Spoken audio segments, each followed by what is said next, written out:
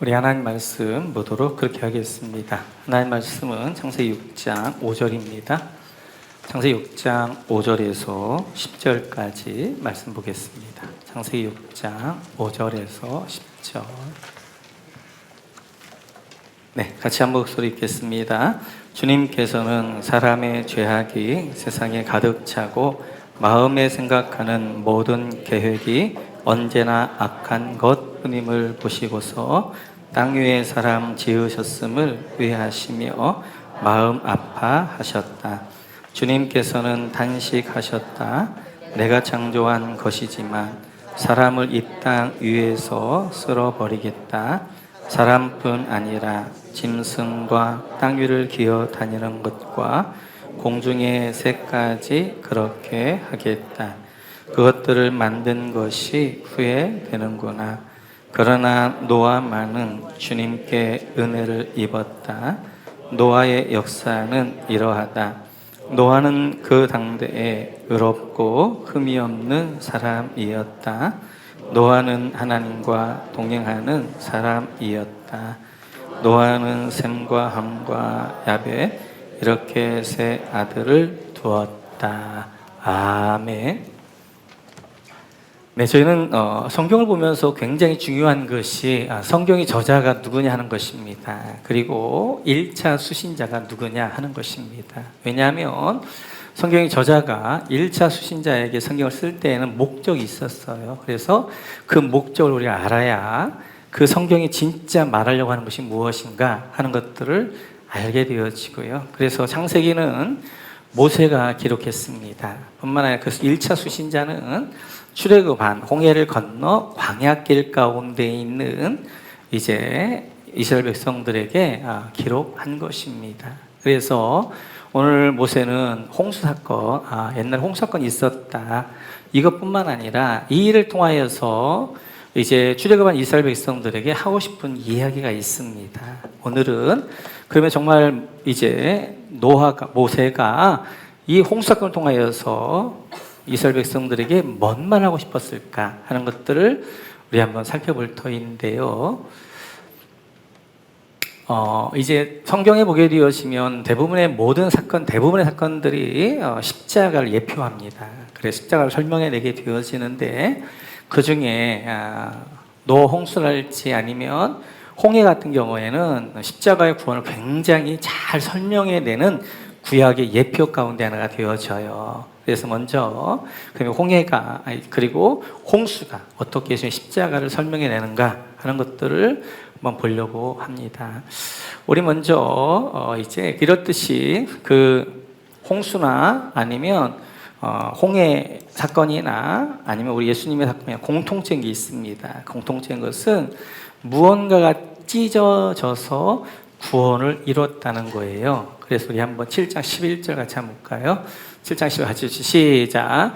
노아가 600세 되던 해 둘째 달 곧 그달 11의 날이라. 그날에 큰 기쁨의 샘들이 터지며 하늘의 창문들이 열려. 노홍수를 잘 설명하고 있지요. 그래서 노아의 이제 큰 기쁨의 샘들이 터졌다는 거. 이 기쁨의 샘이라는 것은 이제 화산입니다. 화산. 그래서 이 지구 속에는 엄청난 마그마와 화산들이 이것이 있는데 그 화산들이 다 터진 거예요. 다 터져서 그 화산들이 어떻게 하는 거예요? 우리가 봤던 것처럼 하나님 창조할 때 위에 그 궁창 위에 물이 있었잖아요. 물층이 있었잖아요. 그 물층을 찌른 것입니다. 그 물층이 찢어진 거예요. 찢어지니까 위에 하늘에 있었던 물들이 다 내려오게 되어졌어요. 그래서 지금은 물층이 없는 거죠. 그래서 이렇듯이 노아 홍수는 중요한 것은 하늘에 있는 물층, 하늘이 찢어져서 그래서 이제 이 땅 가운데 홍수가 내렸고요.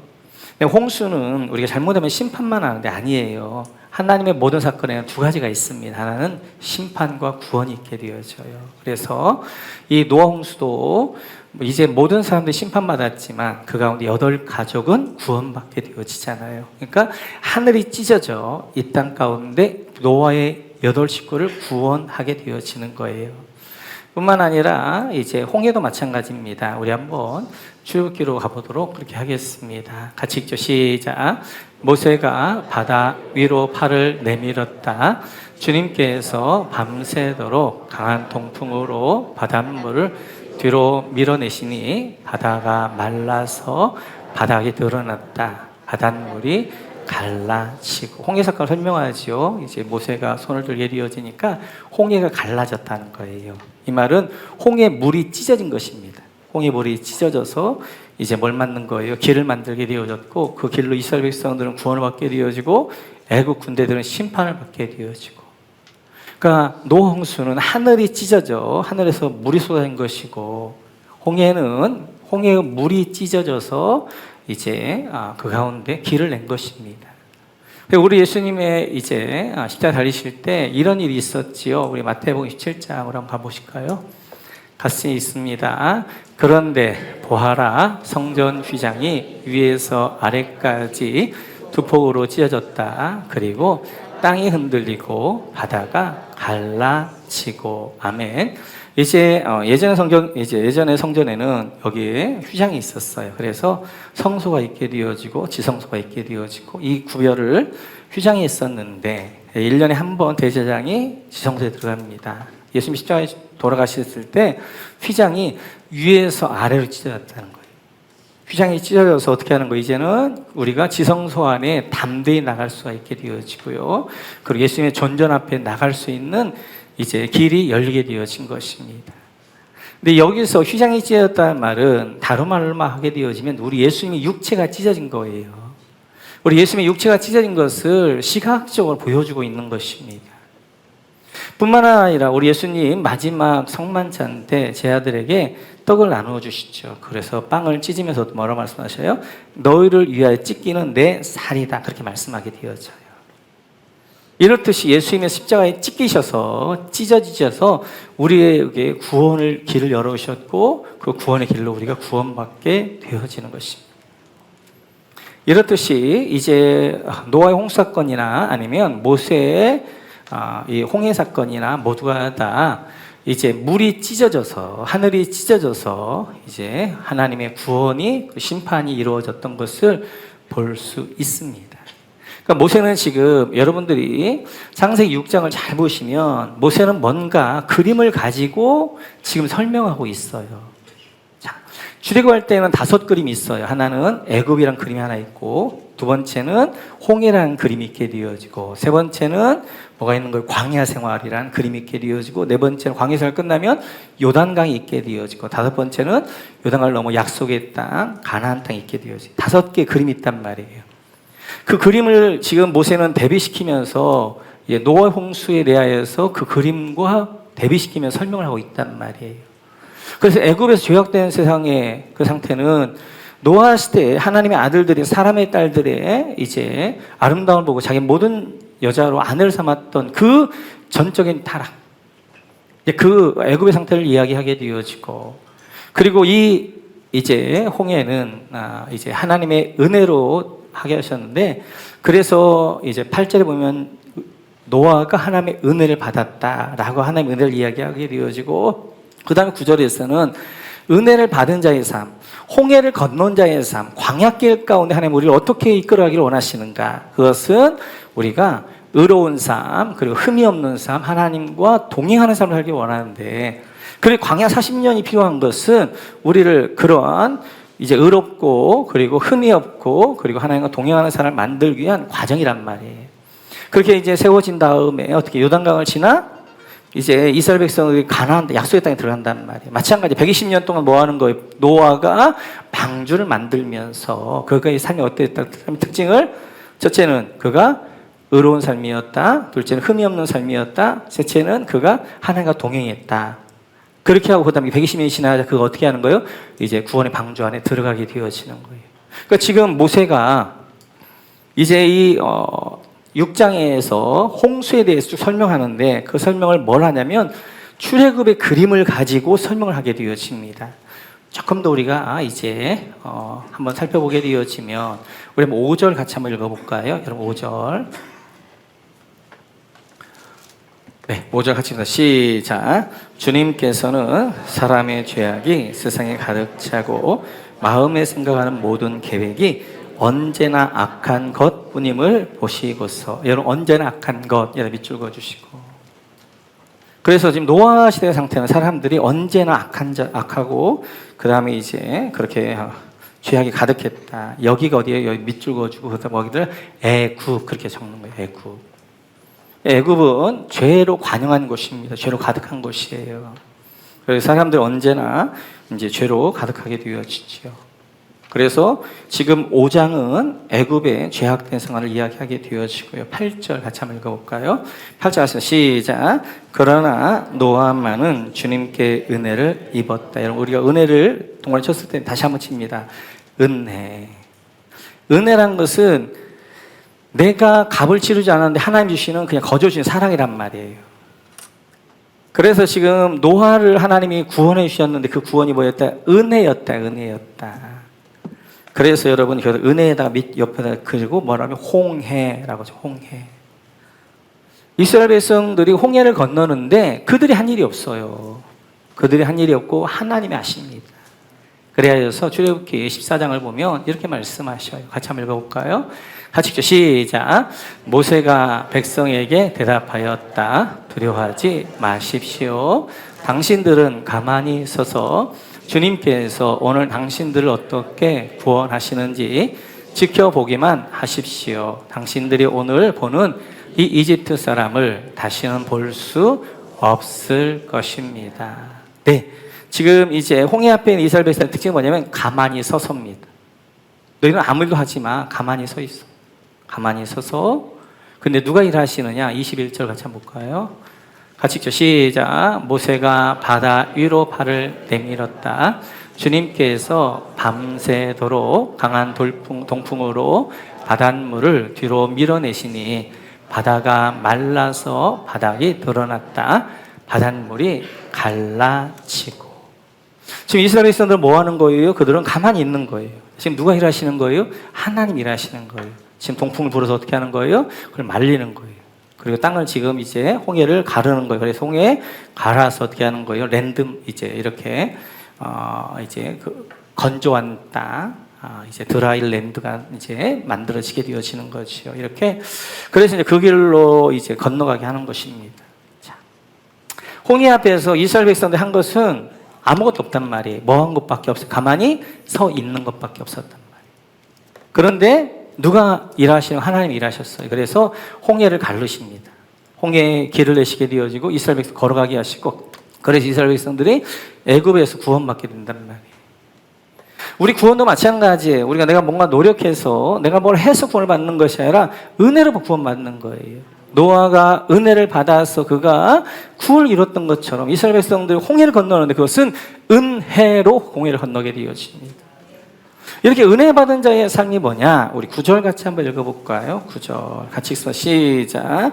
노아의 역사는 이러하다. 노아는 그 당대에 의롭고 흠이 없는 사람이었다. 노아는 하나님과 동행하는 사람이었다. 아멘. 여러분 의롭고 동그라미 쳐주시고 흠이 없는 동그라미 쳐주시고 하나님과 동행 동그라미 쳐주시고 8절에서 노아가 하나님의 은혜를 받았습니다. 그랬더니 은혜를 받은 사람의 삶의 특징이 뭐냐면 의로워야 돼요. 흠이 없어야 돼요. 그리고 하나님과 동행해야 돼요. 노아가 그랬다는 거, 노아가 그랬다는 거. 지금 모세가 출애굽한 이스라엘 백성들에게 홍수를 통해 하고자 하는 이야기예요, 이야기. 하나님이 너를 저 죄악된 세상에서 건져내어졌다. 그리고 홍해를 은혜로 건져내어서 너를 은혜로 구원받게 했다. 그 은혜로 구원받은 너희가 해야 될 일이 뭐냐? 그것이 바로 의롭고 그리고 흠이 없고 하나님과 동행하는 삶을 사는 거예요. 그 삶을 몇 년 걸리는 거예요? 40년. 그래 광야길 가운데 하나님이 너 뭐 위대한 일을 해 이게 아니라 뭐 하는 거예요? 이제 예수를 닮아가는 거죠. 흠이 없고 의롭고 하나님과 동행하는 분 누구? 예수님이시잖아요. 그래서 광야의 그 40년이라는 것은 그가 그리스도 닮아가는 시간들이 바로 그런 시간들이죠. 그래서 노아는 이제 이렇게 은혜로 구원받는 120년 동안 그는 뭐 했어요? 그는 의로웠습니다. 그런 흠이 없었습니다. 하나님과 동행했어요. 그랬을 때 하나님 120년 후에 홍수 심판이 오게 되어졌고 방주로 들어가서 노아와 노아 가족 8식구가 구원받았어요. 그리고 출애굽한 이스라엘 백성은 홍해를 건넌 다음에 광야길 가운데 하나님이 광야길을 걷게 하신 이유는 뭐예요? 하나님이 그들을 의롭게 하고 그 다음에 그들을 흠이 없게 하고 하나님과 동행하는 삶을 살기를 원하셨는데 그런 삶을 살았나요? 아니죠.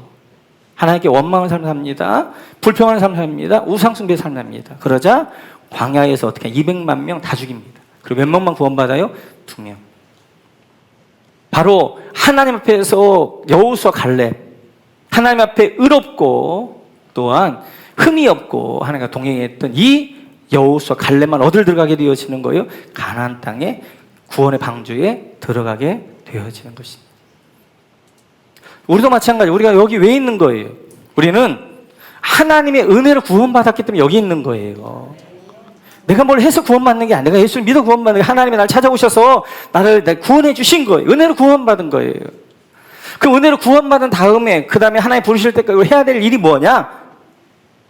그건 일이 아니에요. 일이 아니에요. 선교일도 아니고 다른 일들이 아니고 뭐예요? 예수 그리스도를 닮아가는 거예요. 그 예수를 닮아가는 뭐예요? 그것이 바로 의롭고 흠이 없고 하나님과 동행하는 삶을 살도록 하나님 우리를 이끌어 가시는 거예요. 때때로 이제 관계 가운데 어려움 가운데 넣기도 하고 때때로 사망 음침한 골짜기를 걷기도 하신 이유는 뭐냐면 그곳에서 뭐 하라고? 하나님이 내 안에 의롭게 만들고 나를 어떻게 하는 거예요? 흠이 없게 만들고 나를 하나님 동행하는 삶으로 만들어 가시는 거예요. 근데 큰일 난 거죠. 왜냐하면 여러분 가운데 여기 지금 나는 의롭다, 나는 흠이 없다, 나는 하나님과 동행한다 이런 분 계세요? 안 계시다면 여러분들은 구원의 방주 주님 재림에 오시면 세상을 했다 못 들어갑니다. 의로우셔야 돼요. 그리고 흠이 없으셔야 돼요. 하나님과 동행하셔야 여러분들이 어떻게 하는 거예요? 이제 노아가 구원의 방주에 들어갔던 것처럼 여호수아 갈렙이 가나안 땅에 들어갔던 것처럼 이제 우리가 주님이 준비해 오신 새하늘의 땅에 들어갈 수 있는 거예요.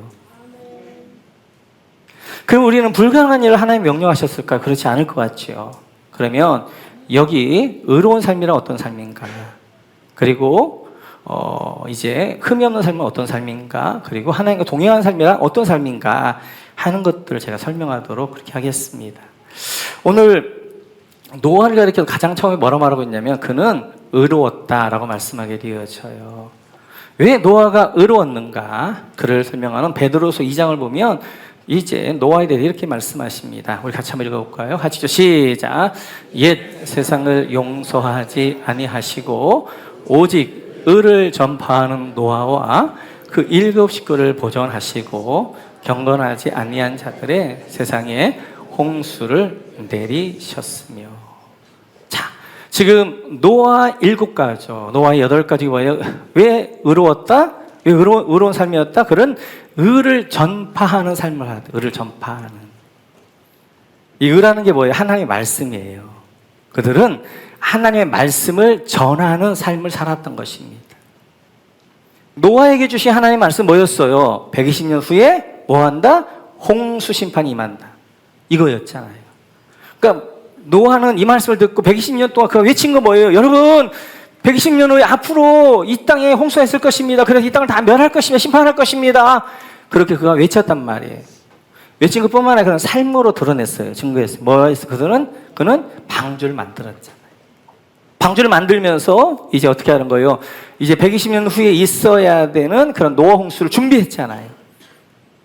하나님 말씀을 듣고 그 말씀을 살아낼 뿐만 아니라 그 말씀을 전한 노아를 가리켜 뭐라고 하고 있냐면 그는 의롭다 그렇게 이야기하는 거예요. 의롭다는 것은 죄가 없다는 것이 아니라 의롭다는 것은 하나님의 의를 전하는 삶을 사는 삶. 이것을 하나님 의롭다 그렇게 말씀하시는 거예요. 지금 노아에게는 120년 후에 이제 노홍수가 있을 거라고 말씀하셨는데 우리에게 하나님 어떤 말씀을 주신 거예요? 우리에게는 우리 예수님 다시 오신다는 거예요. 그리고 여러분들이 이제 뭐 하는 거예요? 그 하나님의 우리 예수님 다시 오십니다. 우리 예수님 다시 오십니다. 하늘 영광 가운데 다시 오십니다. 그 주님 이제 말하다 맞이해야 됩니다. 그 주님 사모해야 됩니다. 그 주님 준비해야 됩니다. 이렇게 전하는 삶을 살 때 그게 뭐예요? 의로운 삶이 되어지는 것이고, 그 전하는 말만 전하는 것이 아니라 여러분이 삶을 그렇게 살아야 돼요. 어떻게 살아야 돼요? 그래서 우리가 지난 살펴봤던 것처럼 노아가 구원의 방주를 만들었다면 지금 이 시대까지 우리가 만들어야 될 방주는 목장이란 말이에요. 목장을 통해서 구원의 방주를 만들게 돼요. 이 목장을 통해 어떻게 하는 거예요? 예수 믿지 않는 분 예수 믿게 하고, 그분들로 하여금 우리 주님 마지막 오신 마라나타를 준비하게 하는 이 일들을 우리가 해나갈 때, 영혼과 죄 없는 삶들을 살아갈 때 하나님 우리를 의롭다 그런단 말이에요. 의롭다라는 말은 죄가 없다는 말이에요. 하나님의 말씀을 전파하는 삶을 산다는 거예요. 뭘로요? 말로, 삶으로. 그래서 여러분들이 만난 사람마다 전해야 됩니다. 예수 믿으십시오. 여러분 이제 곧 우리 주님 오십니다. 전하시는 거예요. 그들이 듣든 안 듣든. 또한 우리는 삶으로 이제 그 메시지를 전파해야 돼. 그건 뭐예요? 구원의 방주를 만들어야 돼. 목장에 참여하셔서 목장이 구원의 방주를 만들어가지고 예수 믿지 않을 것 같아 예수 믿게 하고, 변화를 갖지 않은 사람 변화하게 하는 것, 이 일들을 감당해 하는 거예요. 여러분 모두가 의로운 여러분 되시기를 주님의 이름으로 축원합니다. 두 번째 구절을 보니까 노아를 가리켜서 이제 흠이 없다 그렇게 말해요. 흠이 없다. 큰일 났죠. 우리처럼 흠투성인데 이렇게 흠투성이어서 이제 구원받지 못하면 어떻게 하나. 여기서 흠이 없다라고 이야기할 때 히브리어로 타밈이라고 이제 히브리어를 기록하고 있습니다. 그래서 노아는 타밈, 흠이 없는 자다라고 말씀하게 되어져요. 성경을 보면 이 탐이 흠이 없는 자라고 말씀하신 분이 3분 계십니다. 자, 두 번째는 욥기 1장 1절인데요. 같이 한번 읽어볼까요? 시작. 우스라는 곳에 욥이라는 사람이 살고 있었다. 그는 흠이 없고 정직하였으며 하나님을 경외하며 악을 멀리하는 사람이었다.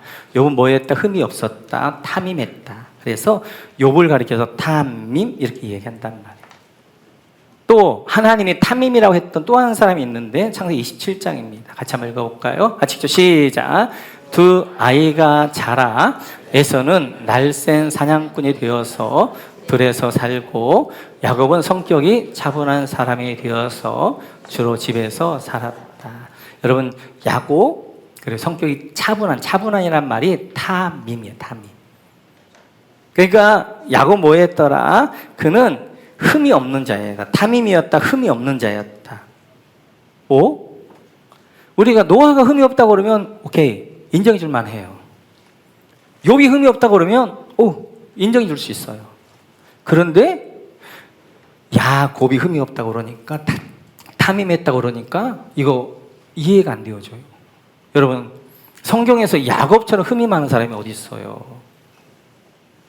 형의 발꿈치를 잡을 뿐만 아니라 형의 장자권을 빼앗게 되어지고, 눈먼 아버지를 속이게 되어지고, 또 외갓집 가서는 외삼촌 속이게 되어지고, 이렇게 살았던 정말 너무 흠이 많은, 어떻게 보면 성경에 가장 흠이 많은 야곱을 가리켜서 뭐라고 말하면 탐임, 흠이 없는 자다. 그는 차분한 사람이었다. 그렇게 말씀하고 있단 말이에요. 자, 노아, 욥, 그리고 야곱. 이들이 흠이 없다라고 이야기하는데 이 3명의 특징이 있습니다. 우리 한번 노아를 한번 볼까요? 8장으로 한번 가보겠습니다. 같이 읽죠. 시작. 노아는 주님 앞에 제단을 쌓고 모든 정결한 찢짐승과 정결한 새들 가운데에서 제물을 골라서 제단 위에 번제물로 바쳤다. 지금 노아가 이게 뭐냐면 이제 방주에서 1년 동안 있다가 나와서 가장 먼저 한 것이 뭐냐면 주님 앞에 제단을 쌓는 거였어요. 그래서 노아의 특징은 뭐냐면 제단을 쌓는 거예요. 피의 제사를 드리는 거예요.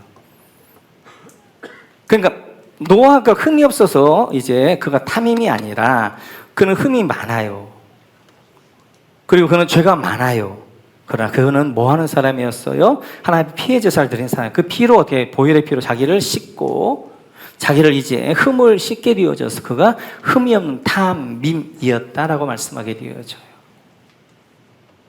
욥의 특징도 그렇습니다. 우리 1장 5절 같이 한번 읽어볼까요? 1장 5절 같이 있어. 시작. 잔치가 끝난 다음 날이면 욥은 을에 아침에 일찍 일어나서 자식들을 생각하면서 그들을 깨끗하게 하려고 자식의 수대로 일일이 번제를 드렸다.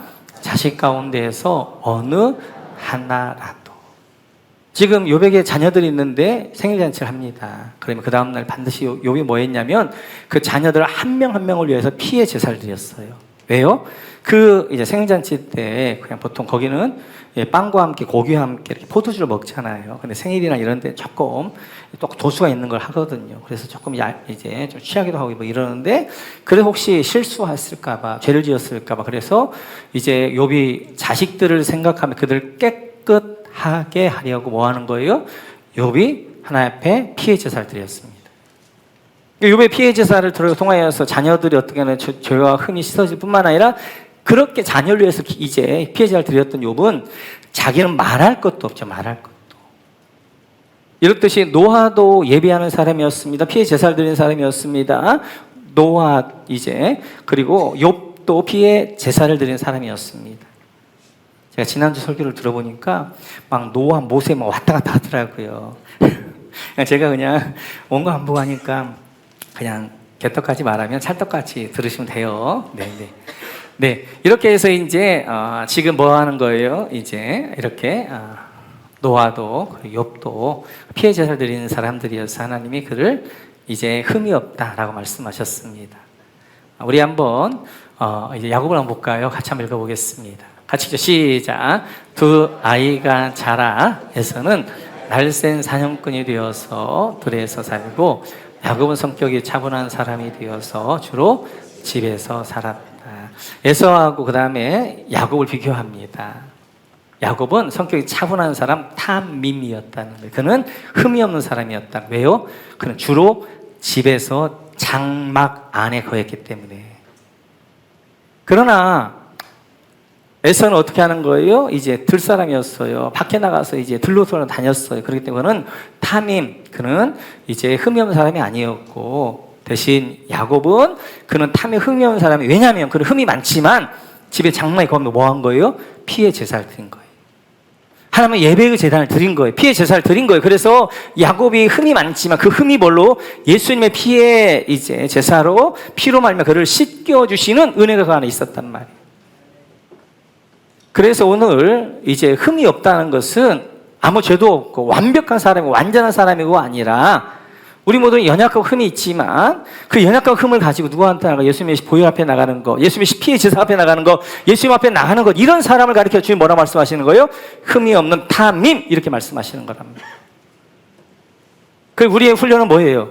내가 죄를 지으면 어떻게 하는 거예요? 하나님의 피의 제사 앞에 나가는 것, 하나님의 피의 보혈로 내를 씻는 것, 이것이 우리가 살면서 해야 되는 중요한 훈련들입니다. 자, 세 번째, 노아를 가리켜 뭐라고 이야기하냐면 그는 이제 하나님과 동행한 사람이었다라고 이야기합니다.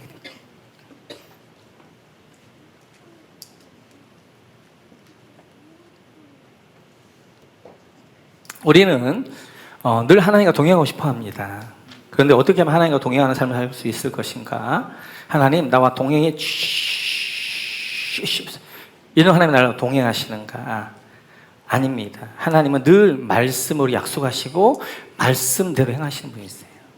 그래, 마태복음 28장을 한번 가볼까요? 마태복음 28장 같이 시작. 그러므로 너희는 가서 모든 민족을 제자로 삼아 아버지와 아들과 성령의 이름으로 세례를 주고 내가 너희에게 명령한 모든 것을 그들에게 가르쳐 지키게 하여라. 보아라, 내가 세상 끝날까지 항상 너희와 함께 있을 것이다. 아멘. 하나님, 내가 세상 끝날까지 너희와 함께 있을 것이다. 약속을 주셨어요. 어떤 사람에게? 하나님의 말씀을 제자 삼아라, 이 말씀을 가지고 순종하면서 제자 삼는 삶, 영혼권 제자 삼는 삶을 살아갈 때, 순종할 때, 그때 그 사람이 어떻게 하는데? 하나님이 그 사람과 함께하게 되어지고 하나님과 동행하는 삶이 된다는 거예요.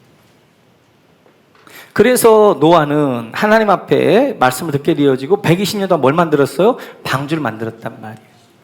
수많은 비난이 있었어요. 조롱이 있었어요. 비웃음이 있었어요. 그럼에도 불구하고 그는 뭔만 기억했어요? 하나님의 말씀만 기억했어요. 그래서 어떻게 해요?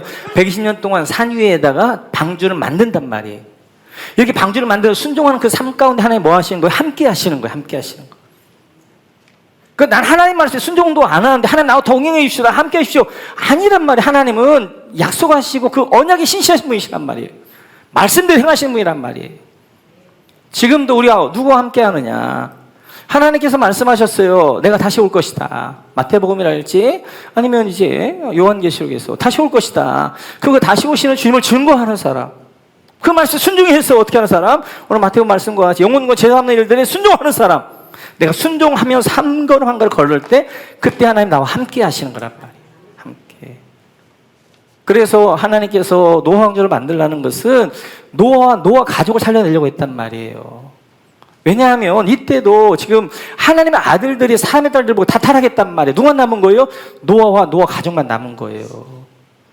노아 가족까지도 타락해버리면 그 다음에 누가 이 땅을 회복하게 되어질 거예요? 누가 남은 자가 될 거예요? 그러자 하나님이 어떻게 하는 거예요? 노아에게도 방주 만들어. 그러다 보니까 맨날 눈만 뜨면 방주를 만들러 가니까 세상에 어떻게 하는 거예요? 바벨론에 같이 세상 따라가지 않고 늘 하나님 말씀 순종하면서 하나님과 동행하는 삶을 살게 되어진단 말이에요. 120이면 방주 만든단 말이에요. 마찬가지예요.